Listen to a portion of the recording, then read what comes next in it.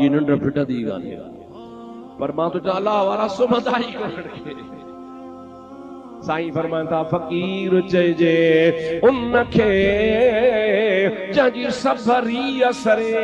माना फकीर खे कंहिंजी परवाह कान हूंदी आहे पर घर वञे की न की पर घरां बि की न घुरे पर घर समझो था पराए घर पर घर माना पराए पर घर घुरे की न की पर घरां बि की न घुरे अदा जेको मानीअ कान मरे सो सामी सॾबो की न की पीसे रोज़े वारनि खे का थोड़ी तकलीफ़ थी पई डॉक्टर हकीम घुरायो उन नब्ज़ ॾिठी उन चयो कि बिला अव्हांखे का तकलीफ़ कान्हे थोड़ी दिमाग़ जी खुश्की आहे उन जो इलाज आहे मायो ताज़ो मखण हथनि खे बि मालिश करायो पेरनि खे बि मालिश करायो मथे मुबारक ते बि उन ताज़े माहे मखण जी गिह जी मखण जी मालिश करायो इंशाअल्लाह ताला 2 ॾींहनि खां ठीक थी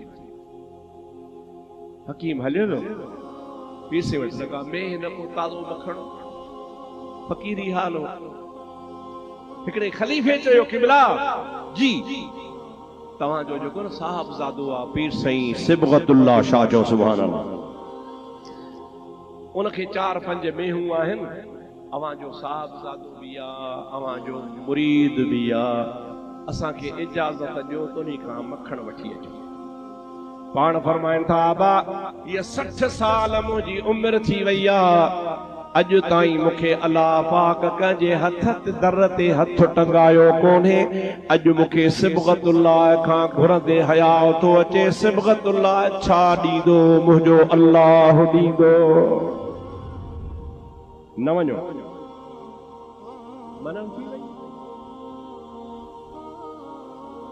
मना उथी हाणे केरु वञे दविया पुट मुरीद हिकिड़े पासे पुट बि आहे त ॿिए पासे मुरीद भी है पर न घुरणो ही ना ॿियो ॾिहाड़ो थियो सुबह जो टाइम आहे पाण इशराक जे लाइ मुसल्ले ते वेठा हा जमात सलात वेठे पढ़ी अञा जो ॾिहाड़ो हिकिड़ी कुराड़ी माई आहे मथे ते कुन्नी खयो थी अचे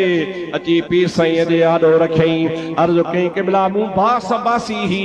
त मुंहिंजूं मेहूं वियामंदियूं ऐं वछ ॾींदियूं त पहिरो विलोड़ो मखण जो पीर साईं खे ॾींदसि क़िबला हे पहिरो विलोड़ो ताज़ो विलोड़ो आई आहियां हे खीर भी कबूल फरमायो दुआ भी फरमायो पण दुआ फरमायो न खलीफे के चवनि था खलीफा हू भलो कि नहीं भलो